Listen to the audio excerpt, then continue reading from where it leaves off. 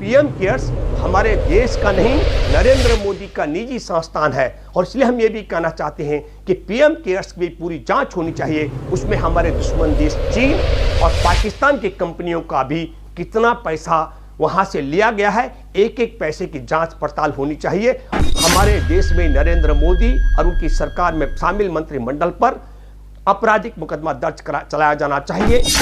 Electoral bond के माध्यम से भाजपा के खजाने में चंदा लेने के नाम पर आपराधिक मुकदमा, देशद्रोह का मुकदमा चलाया जाना चाहिए। सुप्रीम कोर्ट में बैठे मुख्य न्यायाधीश की अध्यक्षता में संवैधानिक बेंच की कि वह अवैध वसूली से भरे गए भाजपा के इस खजाने पर उसके तमाम जो बैंक खाते हैं उनको सीज करने का काम। इस समय हमारे देश में देशवासियों को सोचना चाहिए कि यह मसला हमारे राष्ट्र के हित के लिए है।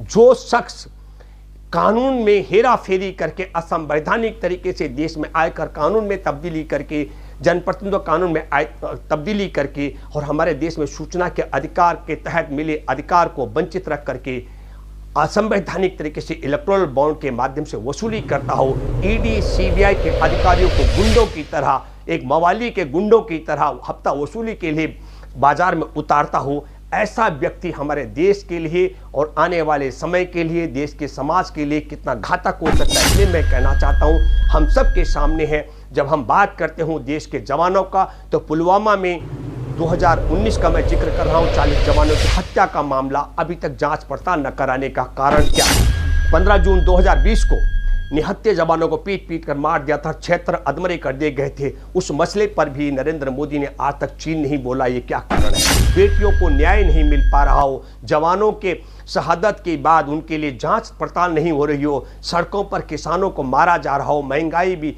अपरंपार हो, और अभी तो राजा का हमारा राजा नंगा है। ये पहली बार सुप्रीम कोर्ट में संवैधानिक बेंच के इलेक्टोरल बॉन्ड के माध्यम से जो खुलासा हुआ वो आया है। जब पीएम केयर्स की पर्चें खुलेंगी और हमारे देश के एक एक सरकारी संस्थान को बेचने के बाद किस तरीके से अपनी हिस्सेदारी नरेंद्र मोदी और उनके गुर्गों ने रखी हुई है, इन सब की जांच पड़ताल अगर होगी तो मैं दावे के साथ मैं कह सकता हूं, न केवल राजा नंगा है बल्कि राजा नंगे राजा के तमाम गुलाम भी महानंगे हैं।